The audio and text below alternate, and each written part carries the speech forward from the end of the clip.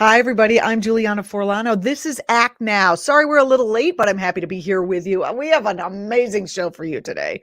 I could not be happier to have David Neiwert coming on the program to discuss, just in time for your Thanksgiving dinner, the intersection of Christianity and fascism and the rise of the Christian fascist movement. Do you know who David Neiwert is? Do you? Okay, let me just tell you, because I think that you should, especially if you've been watching this show. David Neiwert is an American freelance journalist. He is the first one to warn us of the rise of fascism in the United States, and he was punished and marginalized for doing so. And look where we are. Look where we are.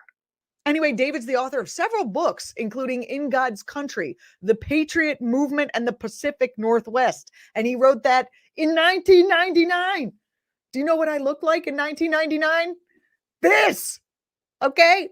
That. What were you doing in 1999? All right, I fudged the numbers there. There's not exactly what I look like in 1999. But seriously, he has been hot on the trail of the rise of the fascist movement here in the United States for decades. His more recent works, I think the latest book is Red Pill, Blue Pill, How to Counteract the Conspiracy Theories That Are Killing Us. And he also wrote Alt America, The Rise of the Radical Right in the Age of Trump. After David joins us, we are having a nice long conversation with Jocelyn McCurdy-Keats about happiness in the United States and what social structures in other people's governments make for a happy place to be. I had the opportunity to talk with Dr. Harriet Fraud, psychotherapist and host of Capitalism Hits Home, about this very same topic. I'm going to be giving you some really juicy parts of that interview within my talk with Jocelyn as well. So stay tuned. It is going to be a great show. First up, David Neiwert.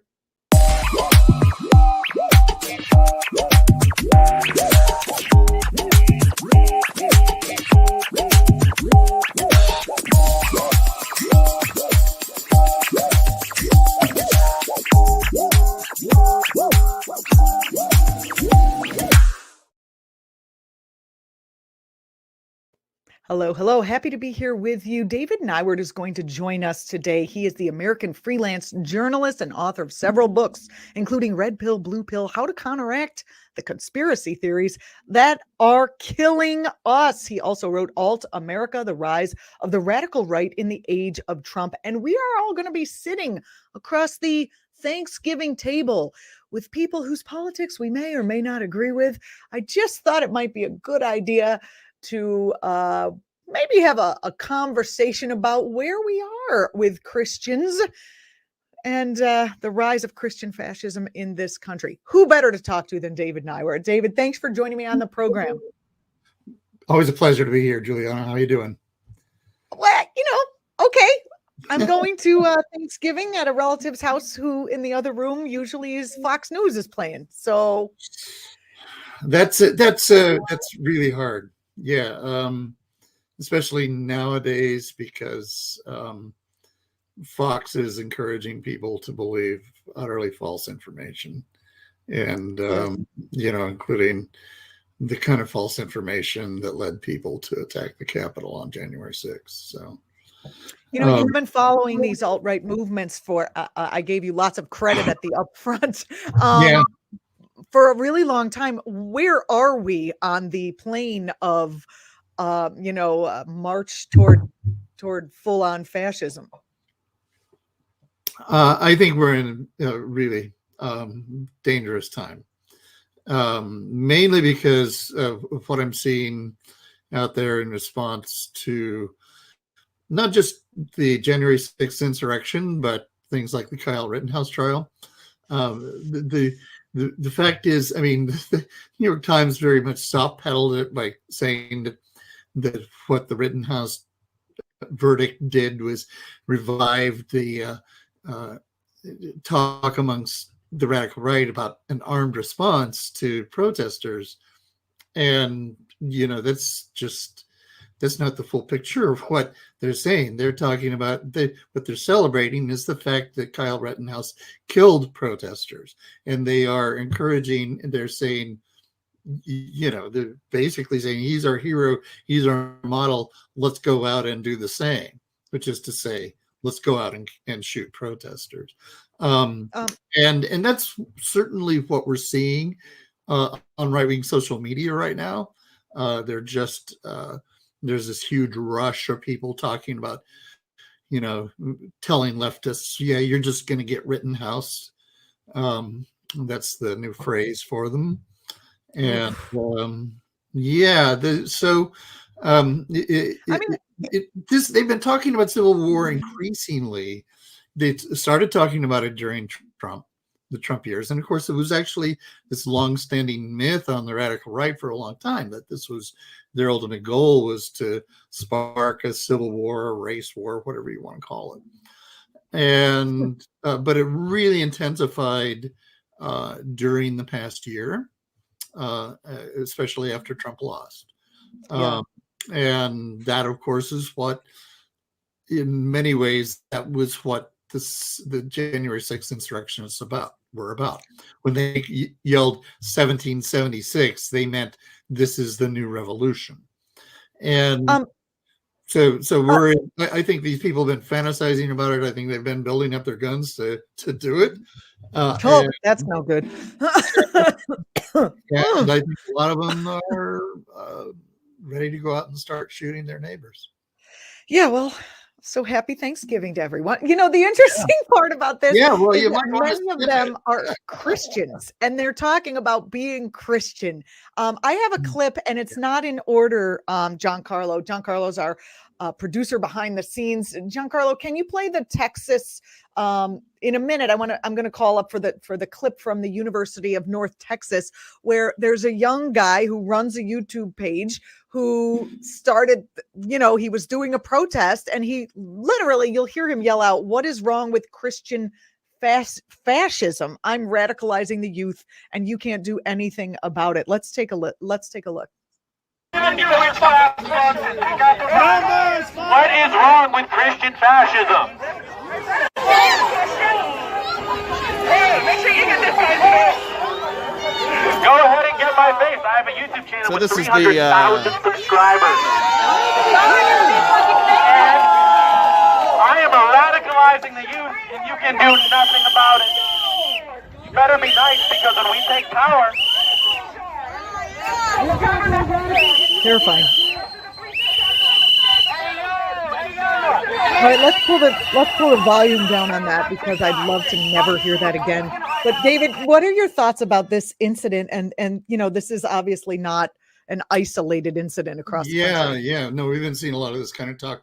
I mean, there was a piece in Claremont Institute magazine earlier this year where one of the leading, this is their right-wing think tank, a pro-Trump think tank, that is where one of their main writers was arguing that for an ethos of fundamentally that sort of Christian fascism.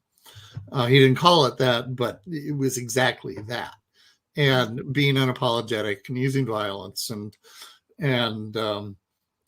just seizing power and not apologizing for it, which is that's fundamentally what fascism did. So it always has done. I find it really, are none of them aware that Christianity in its, real form, not in its, Hitler is a Christian, so there's nothing particularly new. But obviously, I think but it is particularly ironic. If you just read the red words in the Bible, the ones that Jesus said, that means you're for the poor, you're for the meek, you're not a fascist, you're not, No, there's none of that. But these are people who have developed this idea of Christian warriors for 20 years. And so they see Jesus as this warlike figure, not as a bringer of peace. Their idea of peace is when all their enemies are dead. That's peace. And are they just mad that somebody killed Jesus? Like no, what? No, they don't even think about that. What they think about is that somebody other than Christians is running the world. That's their concern. They don't care. The theology and the actual beliefs are just sort of surface decoration for fundamentally authoritarian worldview. So it's really just the Crusades all over again. Yeah. It certainly seems like there's far more of us than there are of them. Why? What is going on in the U.S. that is allowing them to have so much, to have such a quick rise? Well, a couple of things. Obviously the internet's played a major role. Yeah, that guy mentioned the internet in the ability of extremists of all stripes to not only organize and get in touch with each other and continue their sort of radicalization arc, but to recruit and, as I say, to actually organize stuff on the ground. And that's a huge thing. I think the fact that this is being normalized by mainstream media, particularly, of course, right-wing mainstream media, and I use that term loosely, but that's what Fox News is, and of course, supposedly that's what OAN and Newsmax are, but they're not. We had a guest on, Joe Cirencione. I'm sure you know him. He's like was from Plowshares, and now he's at I'm forgetting, but he's a national security expert, and he was saying that that the New York, he wouldn't use disparaging language when talking about something with the New York Times because they wouldn't print it. And I'm like, isn't it time for the New York Times to use some disparaging language? I mean, you did mention how they soft pedaled the Rittenhouse case. What's the complicity of the left media or the regular mainstream corporate media in not taking measures more seriously here? Right. And that's what I was about to say. Of course, the right-wing media is taking a leading role in this. Fox News is just peddling straight up disinformation and encouraging this arc of radicalization. Whereas what the mainstream media are doing, the ones that they accuse of being leftist, of being liberal media, are actually busily normalizing this, because these corporate media in general are really invested in the idea of simultaneously stirring up controversy, because controversy means revenues for them, and continuing the idea that everything's normal, that everything will be the same, that we are invested to keep the market from plunging when people are like fascist attack. What is that? Right, why is right, that? Exactly. And so CNN and even MSNBC, where I used to work, they still are playing this, everything's going to be just fine, everything's going to be normal, don't worry about it, we'll just continue along, and don't pay too much attention to those people calling out the fascists and calling them fascists, because we don't want to hear that. And it's very blinkered. And the problem with that is that not only is it blinkered, but it convinces the rest of society to be blinkered. There's a whole population out there, Juliana, that doesn't pay attention to politics, that doesn't watch your show or anybody else's shows. Look at these numbers. What are you talking about? And certainly don't read my work. So who just don't pay attention. But they think they're paying attention because they read the Times. So they feel like that's attention. They're like, I read the Times. It's the paper of note. Oh, wait, no, I'm lefty, or I'm reading the Washington Post, the paper of note. Yeah. And, well, yeah. But they're not watching this. I'm going to show some videos here from Hagee's church down in Texas. Do you want to set us up with the role that he's been playing, drumming up hate? Yeah, Hagee, since the Bush years, has been a major nexus for right-wing Christian nationalist organizing. And of course, they love to use Israel as, we're friends with Israel, to sort of shield themselves from the pretty clear and obvious anti-Semitism that underlies a lot of their conspiracist beliefs. And of course, the reason they love Israel is they want it to be the site of the apocalypse, Right. Yeah.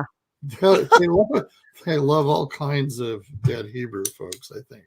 It's just absolutely insane. Okay, so here, Giancarlo, we've got Giancarlo's in the background. We have a bunch of stuff. So first off, we'll just play. This is.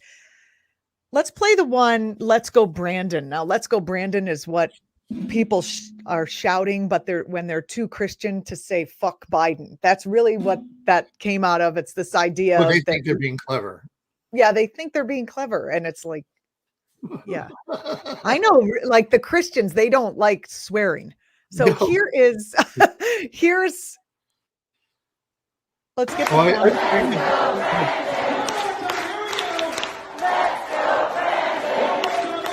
Basically, this is a whole religious congregation being egged on from the pulpit to say a coded "fuck Biden."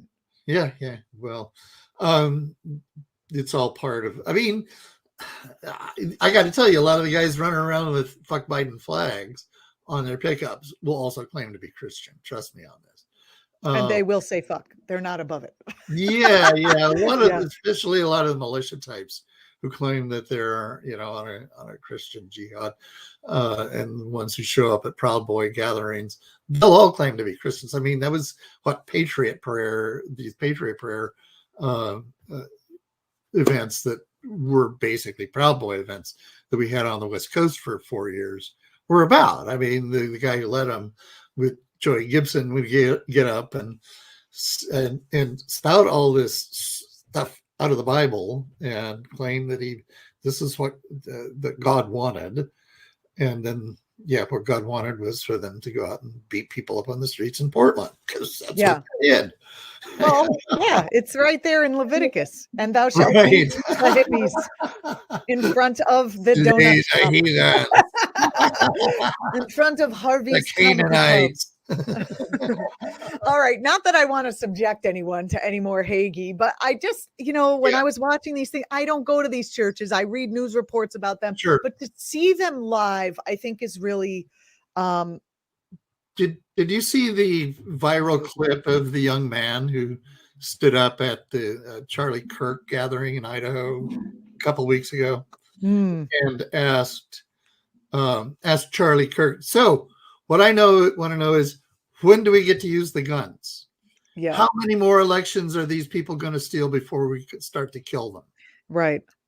And the Politico didn't say, "Oh, now come on, let's chill." He did. He said, "Oh, let's chill." But the problem is, they'll just use that against you. Don't be like that. Yes, keep it private. He said it's a good question, right? Didn't he? Well, no, legislator. There was a legislator, an Idaho exactly. legislator, said, "Oh yeah, that's a good question." And that's insane. I can tell you, as somebody who monitors these guys pretty closely, that's not an unusual question for these guys. This is actually the main topic of conversation on the radical right now, is when do they get to start using the guns, and when and how. And Kyle Rittenhouse just gave them a big fat green light. It gave him permission. Okay, so I think we're going to be seeing a fair amount of lethal gun violence around any kind of left-wing protests going forward, and that's concerning. Where do you think that goes? Where do you think that? What do you think that does for the left, or even the center? You would think the center would also be against, fascism in the country. Yeah, well, the center doesn't think it's possible. That's the problem. That is the problem. We did talk about that. The center thinks, "Oh, this can't happen here.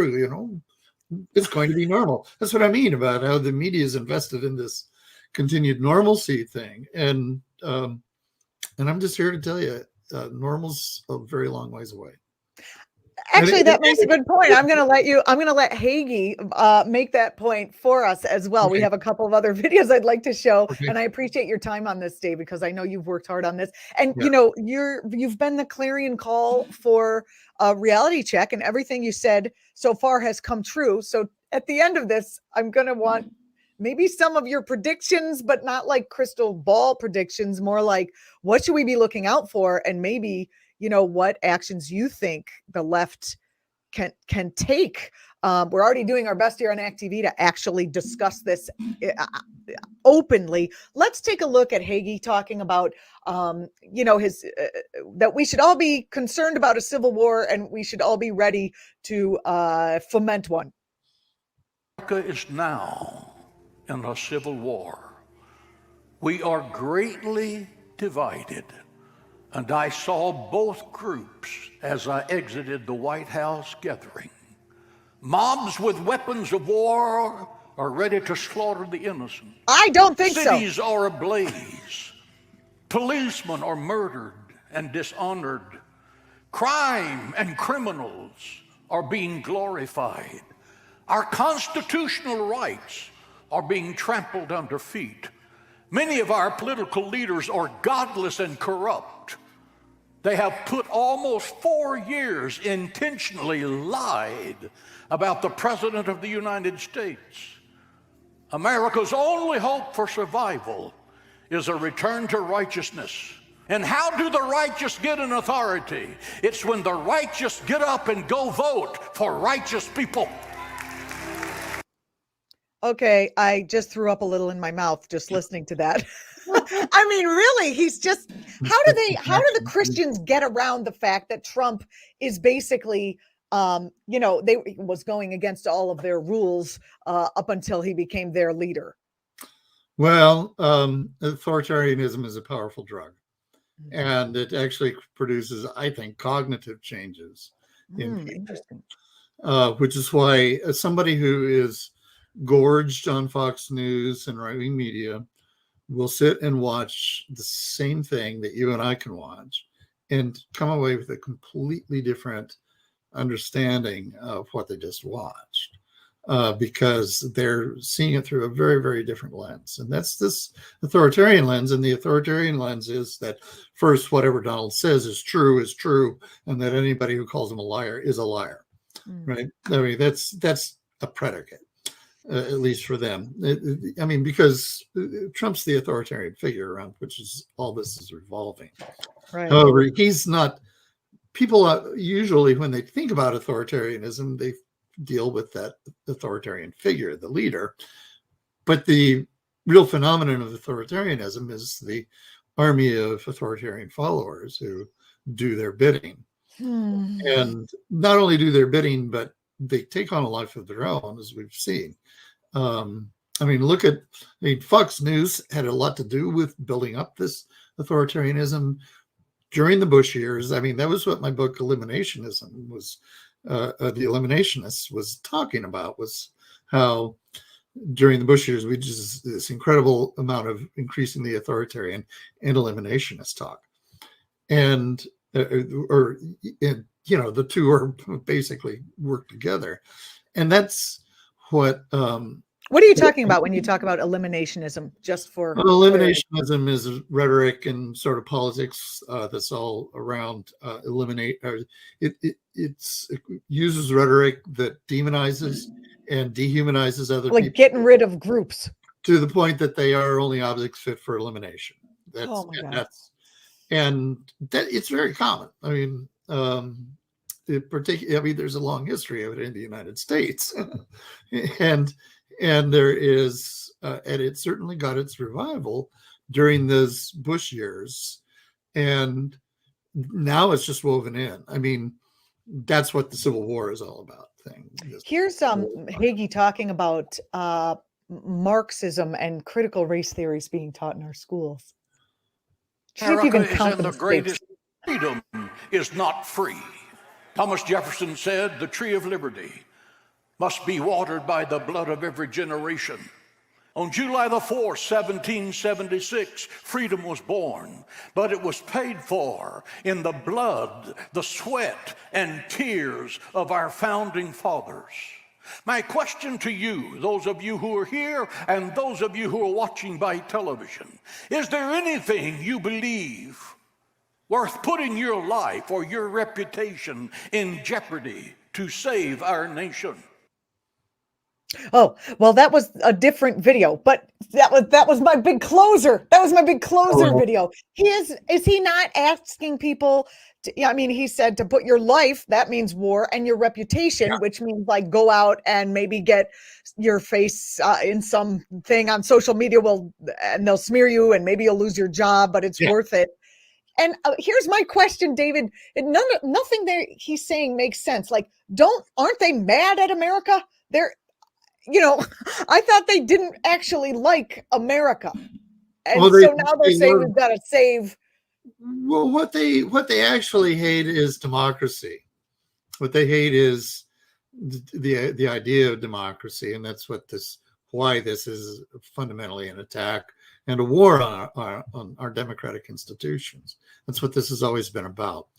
That they want to replace democracy with authoritarian rule by Donald Trump, and dictator for life. I always feel like it's president for life, Donald Trump. The way they talk about us in the other video I'll show you in a second, the Marxists. I mean, am I a Marxist? Yeah. Well, I just think we should share. The way they they're demonizing more than just like people of color, or not that that's not bad enough, but they're demonizing the New York Times readers. If you think you're not in the crosshairs, you literally are in the crosshairs. Anyone who wants a social safety net, you're a communist. Anyone, Yeah. I mean, they talk about helicopter rights or communists, and then these very same people are the ones who claim that Joe Biden is a communist.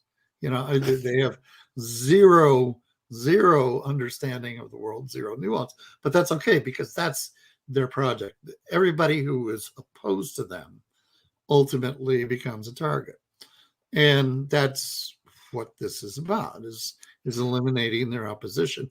And it's just like I say, it's very much an attack on democracy. And just think about how many of these people, they all retort to you, well, it's not a democracy, it's a republic, right? That's their standard retort. This is a line that was actually concocted by the John Birch Society back in the 1960s.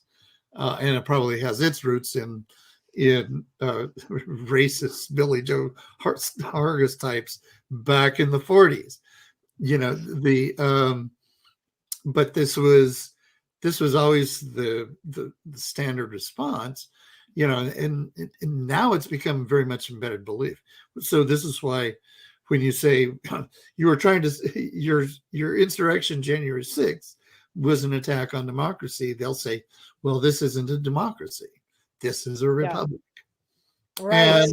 And that just, and it just tells you it really reveals their actual hostility to democracy. And I think that's a lot of what we're looking at. Maybe 8 or maybe about 8 years ago, maybe in 1999, when you wrote that book trying to warn everybody. No, it was actually when Michael Brown was shot dead in the street in Ferguson. Remember, it was right around Thanksgiving time, if I remember correctly, or maybe a bit before. And the protests were happening. And I remember going to a Thanksgiving meal at someone's house, so I wasn't going to know everybody. And the conversation came to meditation and transcendental meditation, and how one of the people across the table from me was satanic. No, he was like even worse. He was he taught it, he practiced it daily, and he still apparently thinks Black lives doesn't matter. And my mind was fucking blown, because I was just like, what? I just didn't expect, someone who practices deep meditation to not come to that point where they realize we're all one, like you're supposed to get to that point. I thought it was like going to be like a California person and, like love, peace, and justice for everybody. And we meditate and Buddha. No, it was like meditators who were like right-wing nuts. It still blows my mind. For some people, I mean, honestly, I've seen a lot of these left-wing movements that are pretty woolly in my view, eventually go right wing. I'm thinking of the anti-vaccination movement. Right. but that's not the first.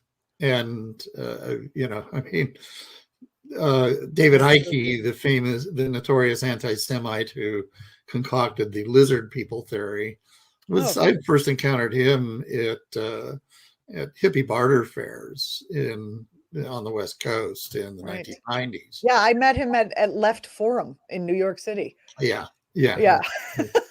So there's always been, I think, any group that is fundamentally conspiracist is prone to this kind of authoritarianism.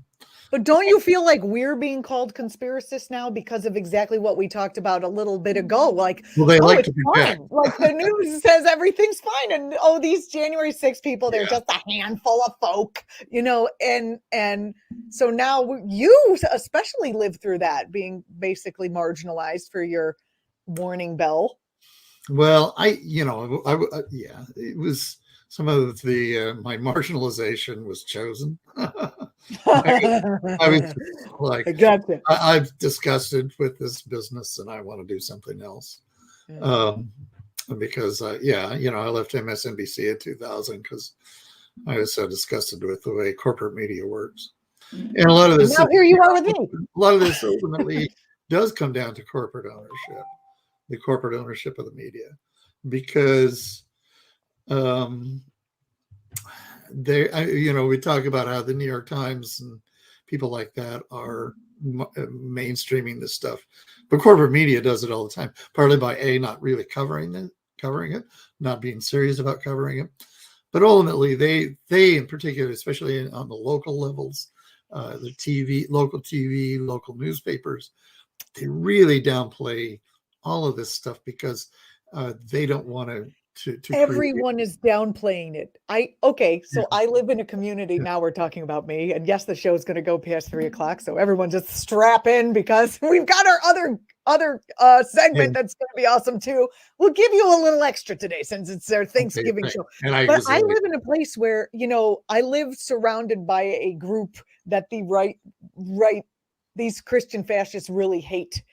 You can just imagine it's your people. But I live around there, and we've started to see Trump trucks trying to trespass in the area. And, people with big Trump flags came on Menace night before Halloween. Mm-hmm. They're young people, and the rest of most of the association here was like, well, it's just Menace night. And I'm like, but why are they here with us? They're not just menacing downtown. They're menacing this particular community. And how are you not aware that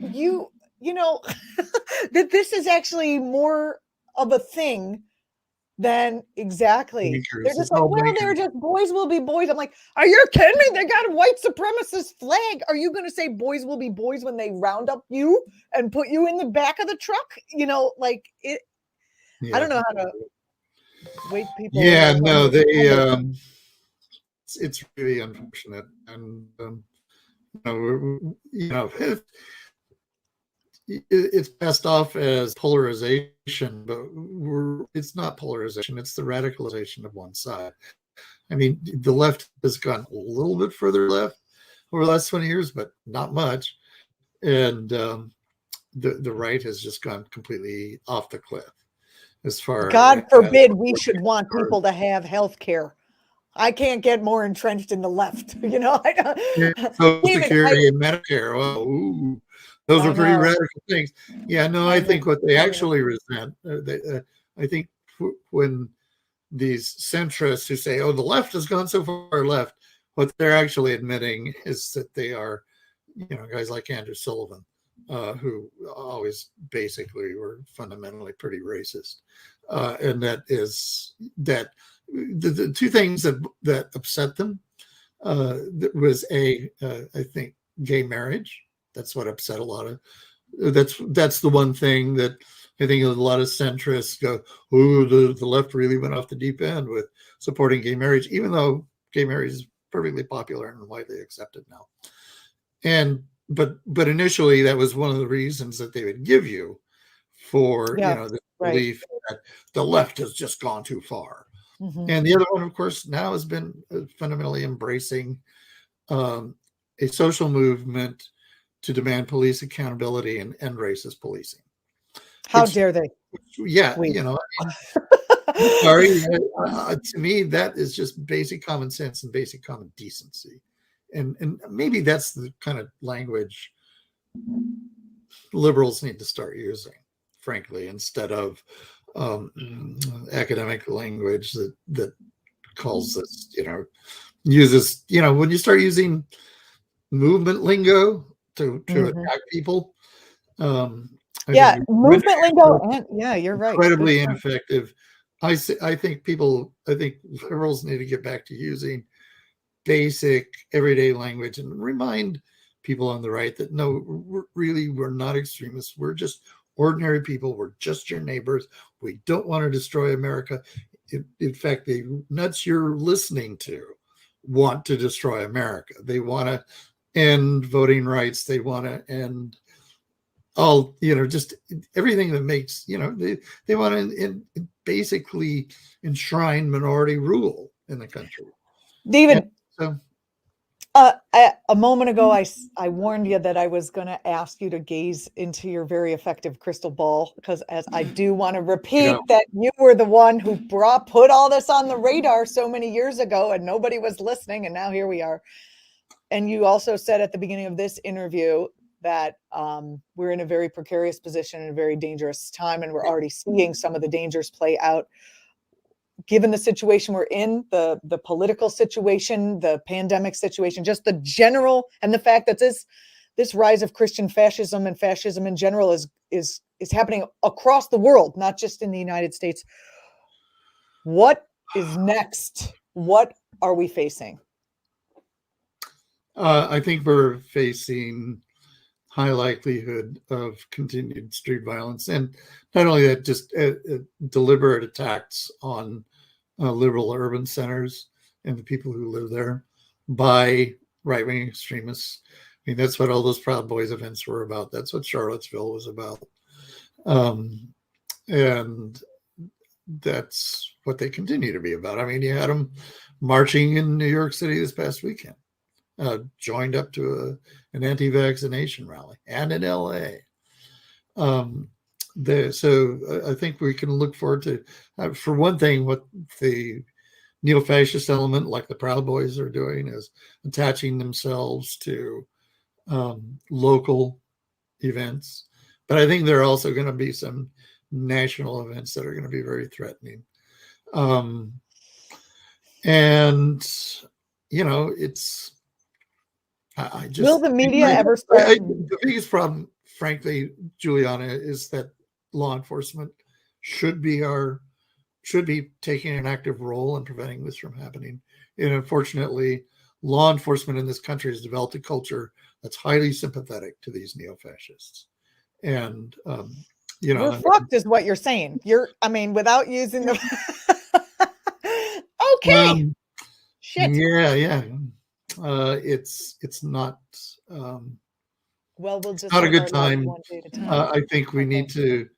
I think we need to be prepared to be strong, because I think that there is going to be some violence coming our way, and I don't think that there actually. It's really in the works, because I just see how these guys are getting all so worked up on social media, and you know, only very few of them. I'd say 96% of these guys are just impotent fantasists who are incapable of actually causing any harm because they're too stupid and incompetent. Thank God. About, 4 or 5% of them who are very dangerous. They're people, I mean, they've successfully recruited a lot of people from the military, and that's no good. And they've successfully infiltrated a lot of police ranks. So I think that there's and those people are the ones that always cause the damage. It doesn't take very many of them to cause a whole lot of damage. And that's one of the things everybody says. For years, everyone was saying, oh, it's just a tiny little movement. And how much damage can they cause? This is one of the reasons I would get dismissed. And I would say, look, just look at Tim McVeigh. It doesn't take very many of them to wreak a whole shit ton of damage. And cause a great amount of harm, not just to the immediate victims and not just to the immediate communities in which it takes place, but ultimately to our entire society and the fabric of the nation, because ultimately fending off authoritarianism requires a democratic government that successfully makes everyone who lives under it feel secure. And if you don't, if you have acts of terrorism and violence going off all the time, people are not going to feel secure. And when people don't feel secure, they flock to authoritarianism as a response. So, well, with that said, thank you, David. No, we really count on you for this kind of reporting. If we had more time, maybe you'll have to come back for part 2 after Thanksgiving, because I do want to talk about the response from the left, what it could be, what it should be, and what the response from the Biden administration could and should be, and what we can push for. So that's a lot, and I'll reschedule another part 2 after the holiday. Thank you so much, David. I appreciate it. Always a pleasure. You've been watching me talk with David Neiwert, author of Red Pill, Blue Pill, and how to counteract conspiracy theories that are killing us. He also wrote Alt America, The Rise of the Radical Right in the Age of Trump. I forgot to ask him what else he's working on. I'm sure there will be more. You're watching actTV. What's the next one? Oh, you're still here? Good. I couldn't see you. What's the next one? I actually have a proposal that we're working with the publishing house right now. I think they're coming up dealing with the contract for a book that's going to be about the insurgency, the war on democracy. The working title is The Uncivil War, the American Radical Right's Relentless Attack on Democracy. So. Well, we look forward to reading it, and I hope that by the time it comes out, it's all done and we fixed everything. David Neiwert, thank you so much. All right. You're watching actTV. I'm Julianna Forlano. Stay with us. That went a while, but we're still here, and I have like a really long, great segment with my co-host, my co-segment producer, Jocelyn McCurdy-Keats. We're going to talk about what does society do? What do societies who are happy, what is it about those societies that keep people happy? And what a great time to talk about it as we all start making our Thanksgiving gratitude list. Stay tuned.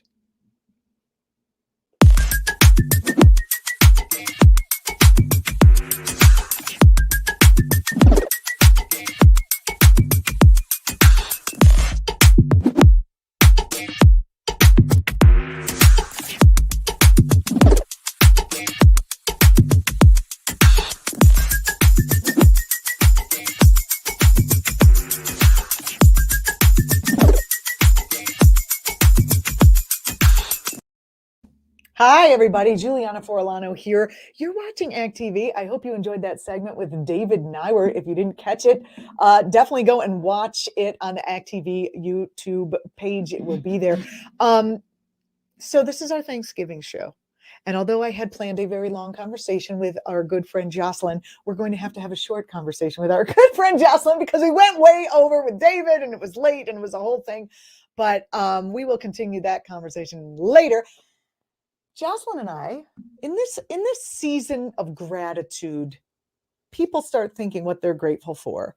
And it is nice because it does make you feel good to be like, well, I have heat right now and it's cold outside. And I have a loving, family member and this and that. But it's great. I suggest it, but it's also kind of a little bit of bullshit because we have a society that's living through late stage capitalism and the crumbling of our society. And I think we need to talk about where true happiness actually comes from. This idea was Jocelyn's. Let's bring her on. Jocelyn McCurdy-Keats. Hello. I'm sorry it took forever with David, but it was such a great conversation. No, it's okay. We will talk about this more and more. Yes. Yeah, no, this was, I know you have to go, so I'm going to kind of give you the floor here because this was your idea.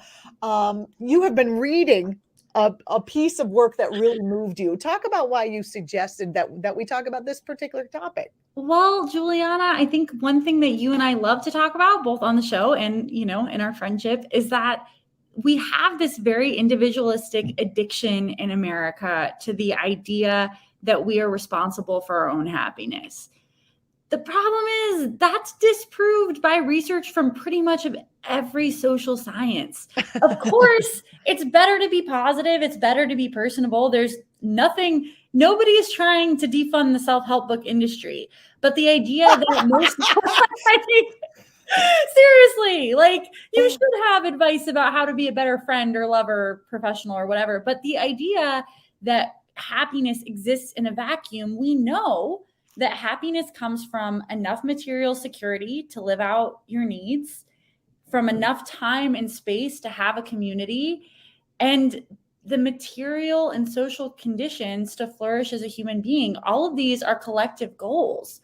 We can't really be happy in a vacuum. That's not how the human condition works. No. And no, absolutely. We absolutely cannot. That's such a good point. And I have Maslov's hierarchy of needs. John Carl, can you put it up? I don't know if you guys know Maslov, a psychotherapist. He's got the hierarchy of needs right here, which I need to pass my eye test before I get. No, at the very base, it's psychological needs.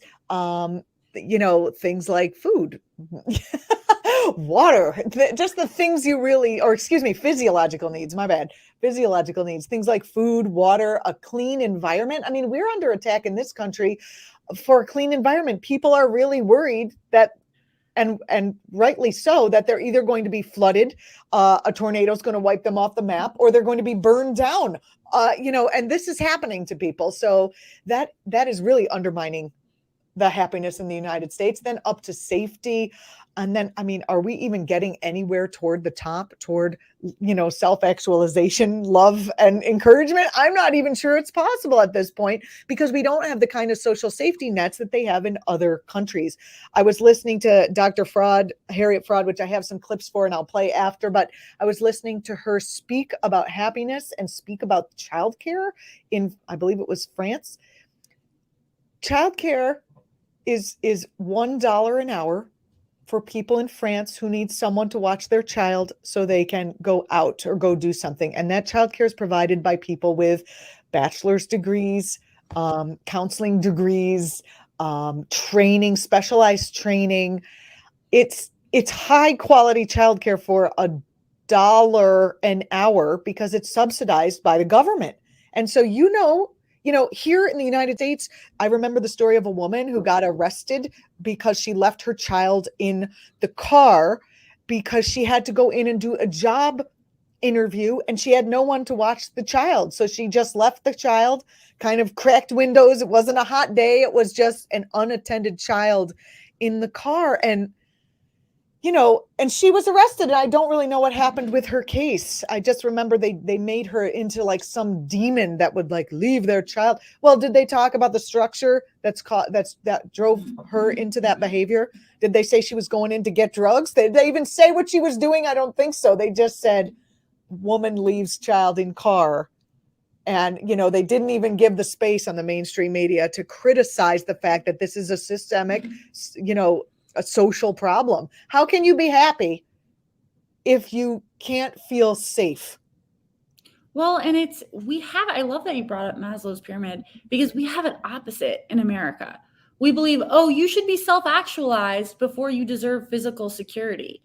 When the reality is you can't self-actualize without physical security, nor can you have flourishing relationships if you're in a materially anxious state. How does that even work?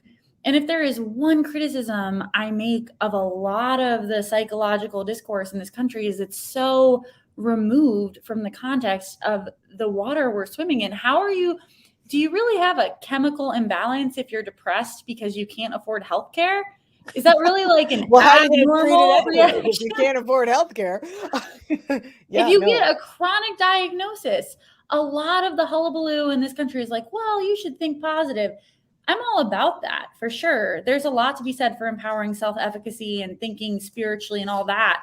But it also was not meant to be this hard. Human life was not supposed to be this financialized, complicated, lonely, alienating. These are all the byproducts of the society we live in, and the byproducts of very real policy choices that are made in a post-Reaganite world. We don't have to live like this. We're supposed to have time to spend with our families and our friends and our communities. We're supposed to have the space to be healthy and exercise our bodies and be in nature. We're not supposed to get up, work at a job till we can't see the light of day anymore and go to bed and hope we made enough to afford the basic necessities. That is an abnormal state for us to be living in. Absolutely. What other social policies do you think would help? Well, I love that you bring up childcare. Oh, Wait, what? Yeah. So this is the book that I highly recommend. This gentleman, Dan Buettner, wrote a cover piece for National Geographic about blue zones in the world where people were exceptionally happy. And this is not a political guy. This was not a partisan investigation. He was just interested, where in the world are people most happy? And he found parts of Greece, parts of Japan, parts of Denmark, Costa Rica. All these are places where people lived close to their children and parents and had that sense of community, where people, he says that spending 6 hours a day with your community of social time is the equivalent of quitting smoking in terms of health benefits, because we need that. But in terms of policy, 6 hours a day, I get that like a year. Okay, right? Because in America, to spend time with our community, it's like, let's get brunch, and it's this big thing, and it's expensive, and you've got to reorganize your schedule. Well, but like communities have been decimated. I come from like the Rust Belt, and there were no jobs, and I don't live in the Rust Belt anymore. And my family lives in the Rust Belt, but not all of them. And, you know, the community up there has just been, you know, just spread to all four winds, because there was no work once the factories went out of that area. Exactly. Union jobs are gone. And the inverse to this book, Deaths of Despair, which I highly recommend, writes about the struggle for middle class and working class Americans right now, because we all live so far from our families, because the nature of work means people can no longer reliably find employment where they grew up. So people have to go wherever the work is. And then seeing your family, what should be just going next door, instead is a whole thing. You've got to buy plane tickets. You've got to take the kids and put them in the car. And I know some people are like, oh, my family, but because this one has drug addiction, and that one has this addiction, and that one has the other addiction, and this one has that issue, and that one has the other issue. And, you know, everyone is sort of at the edge of their rope with no emotional space, because we've been pressed right now by the pandemic. But even before the pandemic, we were pressed way before that financially, just because of what's happening with our capitalistic society and the unraveling of the social safety net in the United States. And I mean, that's what it is, Julianna. I love that you say it like that, because it's like, okay, do we really dislike our family? Or are we living in a time that's so traumatic for everyone that interpersonal relationships have become fraught and chaotic? I can't speak for you, but the most problematic members of my family, I often think like, I wonder if they got more sleep if they would be like this, or, you know, I mean, or I wonder if they'd had a different childhood, would they be like this? And he writes about places like Costa Rica, which write policy around the idea that life is supposed to be good. In Costa Rica, they defunded the military aggressively, making it the most peaceful country in Latin America. They invested in education for everyone. They invested in universal health care. They do a lot to invest in the ecology of the land. So there's lots of natural spaces that people can just easily spend time with their loved ones. And think about what life could be like if we didn't all feel pressured to make as much money as possible simply to afford the bare necessities. You know, the other weird part is, because I just was living in New York for such a long time, and there's this zeitgeist in New York of, you know, pressure and money, and make more money, and why would you live there unless you were making money, and, you know, that kind of thing, like a dog-eat-dog rat race kind of thing. And I feel like it's a mental illness to even be living that way. And Yeah. that mental illness spreads. So you look at the neighbor and the neighbor is doing that and you're like, oh, am I doing something wrong? It's the same with like educating your kids, people who are making their kids learn Mandarin at age 2 as a, for no reason, just because maybe they will be able to compete in the marketplace when they get older. It's like, am I supposed to be doing that? Should I do that? I don't want my kid to be left behind. And then it's just becomes this race, and we've all lost it. When I moved out of New York City to a more rural place for a while, people were like, do you like it there? I'm like, I'm very close. I commute in, like, don't you feel alone? I'm like, no, I'm with nature and my books. There was this idea of, why would you want to live in a slowed down place? They just didn't. It was like, I got a lot of eye rolls and weird looks for feeling called to do that in my own life. And it's very strange. It is really strange. I do think that we in It's like America, you terrify them when you step out of the zeitgeist for 5 seconds. Ah! I think that we're all addicted to the adrenaline, and it's a really terrifying thing when you think about it, that you have these people who profit from this mentality. Pretty much anyone with a lot of capital profits off of us being addicted to the race, because we're creating more and more. This workaholism, boss babe. It's a very unhealthy thing when you think about it. Oh, I want to acquire as much possessions and power as possible, when that's not what makes people happy. What makes people happy is a sense of purpose, which does not necessarily correlate into creating tons of wealth, and a sense of community, which is becoming more and more difficult to create in a system which is aggressively individualistic. Perfectly said. Perfectly said. I know you are off to celebrate the Thanksgiving holiday, and I wish you have a lovely I wish a lovely Thanksgiving for you. I'm going to once you leave, I'm going to show the clips from Harriet Fraud that I was able to talk to her, but I wanted to say goodbye and not keep you from missing your flight.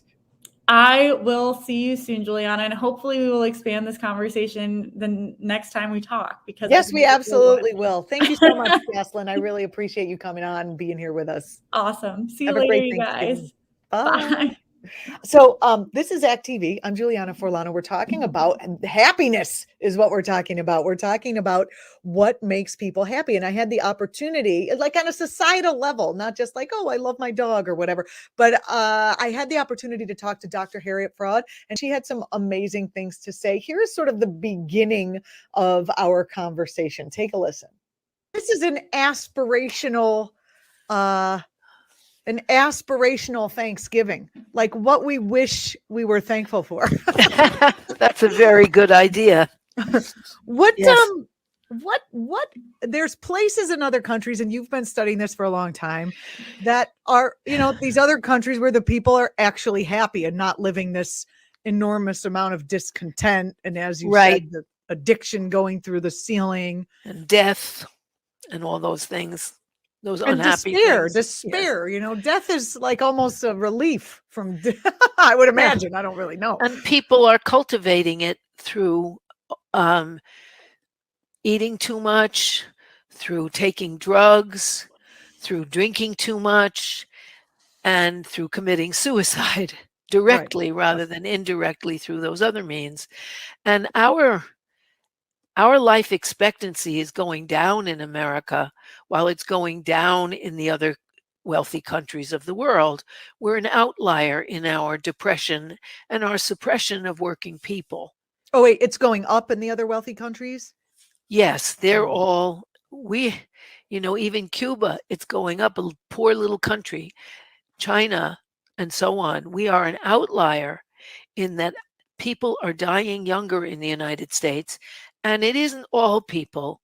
It's people who aren't making any money anymore. People who used to have solid middle-class lives through union jobs in manufacturing. Mainly it's white working class people. People without a BA are dying so much faster than they ever did. And they're also getting sick because the pain centers in the brain for emotional pain and physical pain are the same. And so that they're also sicker than the other people in the Western industrialized world. It's interesting to think about the people whose lives have really hit the bottom at around the end of capitalism, the stage in capitalism in which we find ourselves in the United States. I also find that people with the BA who are, maybe they were at the top of the middle class, but they're in the middle or the bottom now. Right. People are unhappy in the United Very States. unhappy. Very unhappy, because what makes people feel happy is being taken care of, having a sense of trust, having a sense of hope for the future. The happiest countries in the world, the first one is Finland. Well, I'll just go over the first 6 because otherwise it's boring, but Finland, Iceland. I don't want to know that so many people are happier than us. Yeah, well, they sure are. We're 19th in the World Happiness Index. I'm talking about 1 to 6, Finland, Iceland, Denmark, Switzerland, the Netherlands, and Sweden. And I tried to figure out, what do they have that we don't? Oh, wow. What don't they have? We don't. They have generous maternity and paternity leaves. They have full reproductive rights and free abortion. Abortion in Texas is harder to get than it is in Saudi Arabia. Abortion in Alabama or Mississippi is also harder to get than it is to get in Saudi Arabia, and it's also, of course, expensive. So all of these countries have free health care, free quality child care and after school care and vacation care and maternity and paternity leaves and all those things that help you feel like I'm cared for. And so that they don't have the level of anxiety and worry and abandonment. Also, they have higher trust levels. These are things that are all measured in the UN World Happiness Index, which came out in 2021. And I think partly they're more trustworthy. They're more trustful because they're not bombarded by advertisements all the time where they're being lied to that some product is going to give them the joy it's not. And so they feel embattled. And because the promises of democracy in a country with 2 capitalist parties are pretty slim, and a country that's gerrymandering their votes, these promises are hollow. Trump promised that he would address the problem of runaway factories and lost jobs. They increased. Who got the benefit was the top, the 1%. And yet they still love him. They're just still They love him for that. his rage. They love him for his unorthodoxy, for his saying, forget it, everything sucks and I'm the best. And they envy his bravado. They envy his flaunting his money. His popularity is diminishing. Doesn't help that he claims that he won an election he didn't win and that legally all of his appeals have been turned down. But it's also just that it's getting old, this claim that's been disproven. It also seems like there are other like mini Trumps willing to step into his place, even though they look more respectable. You've got, not that I like any of them or think any of them are respectable, but you've got your Ted Cruz and you've got your Governor DeSantis of Florida. Josh Hawley too.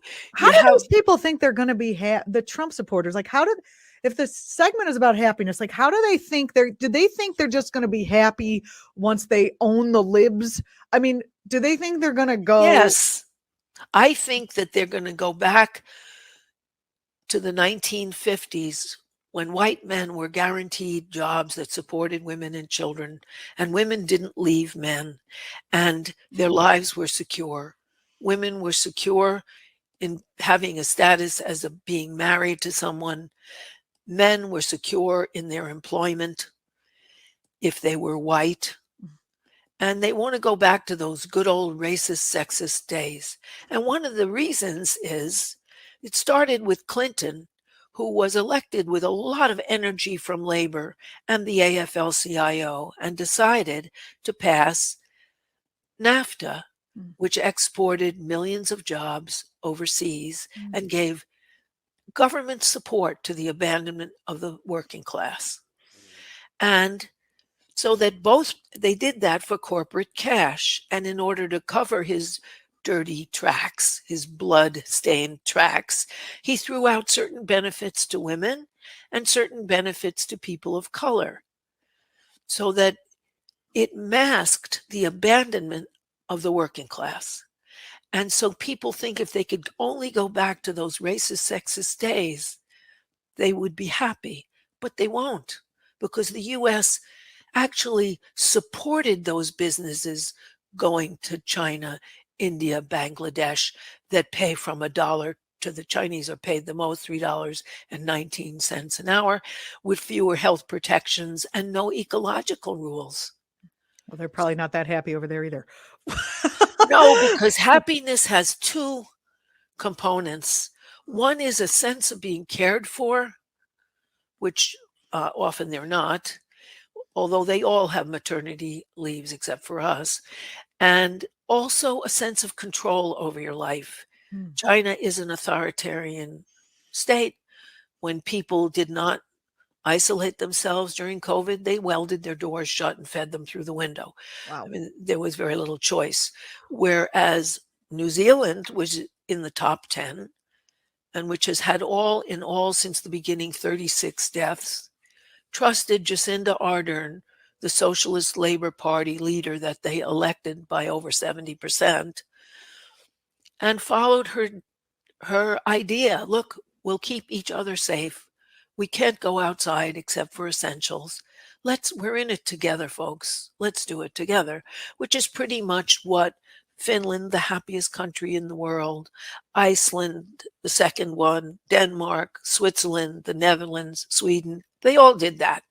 They trust that their elected government, selected out of not only different parties that are both capitalist, but capitalist parties, socialist parties, anarchist parties, monarchist parties, fascist parties in the case of some, but they had a choice and they feel like they have a role. And they all have voting day as a national holiday, and many of them have compulsory voting. You have to participate in the affairs of your country. And they have a sense that they can participate, they're important, and they're protected, and their children are protected with free medical care, free education, free after-school care, highly subsidized camps for the summer.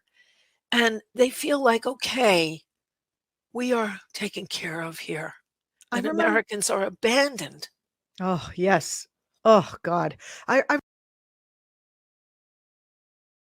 do you? Yes, I think so. God, I love talking to Harriet. She always makes me feel so much better. I mean, Americans are abandoned. We're abandoned by the government. We're abandoned by each other to run off and chase your dreams.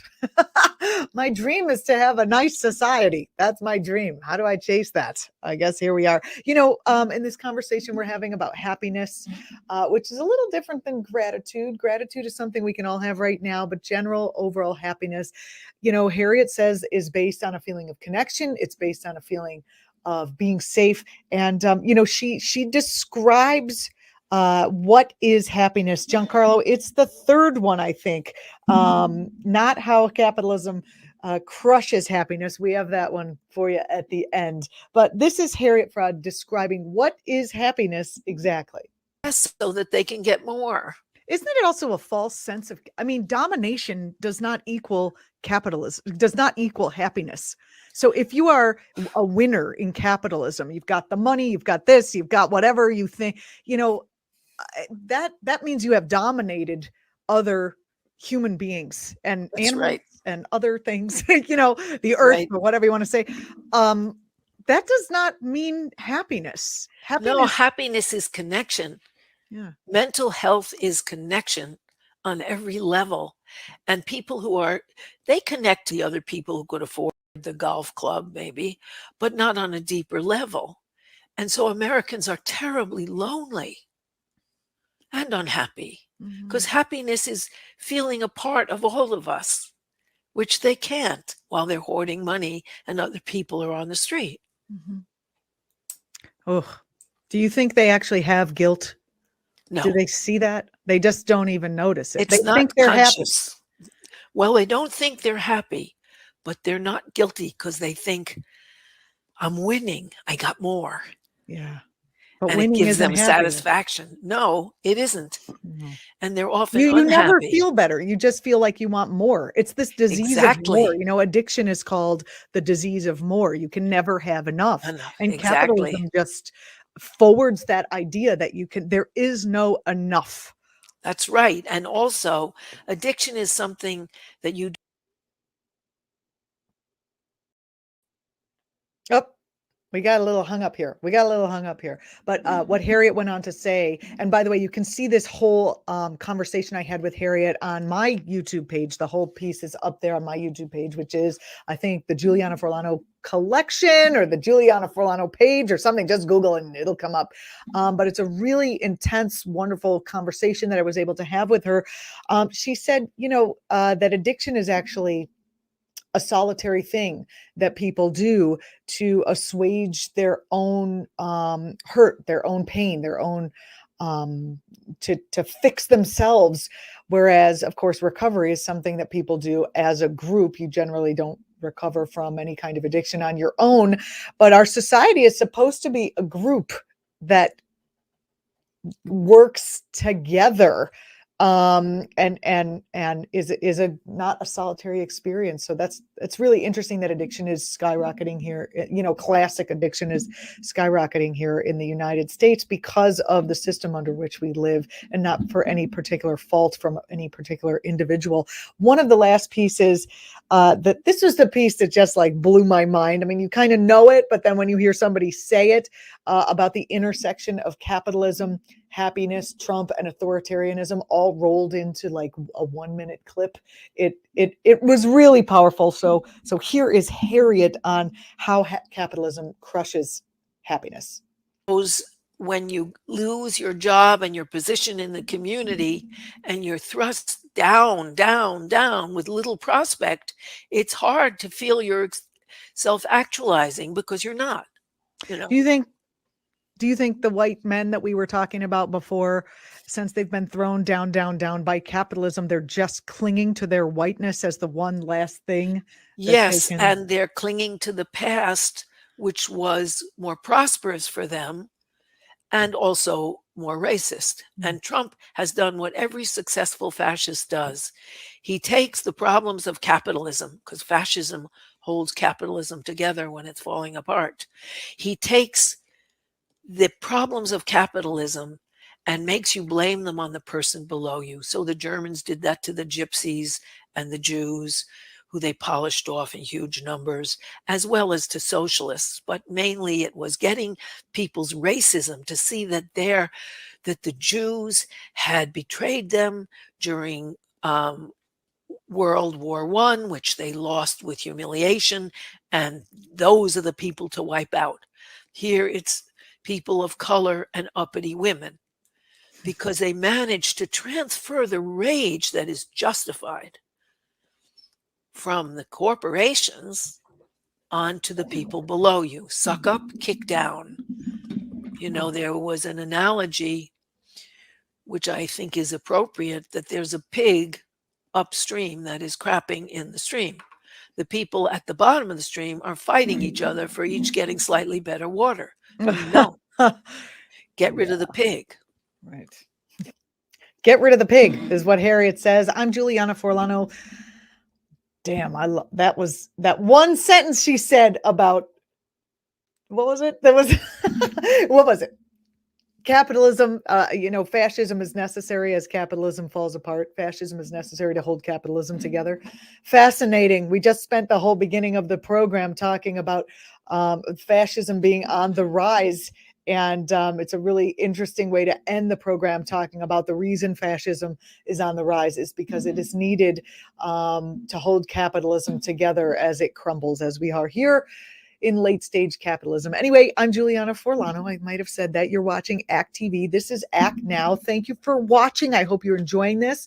I hope you have a lovely Thanksgiving holiday, no matter where you are and with whom you are spending it. You can always spend it with us. All of our archives are on our YouTube page at ACT TV. And I, Julianna Forlano, will see you the Tuesday after the holiday. Have a great weekend, and thanks for being with us today.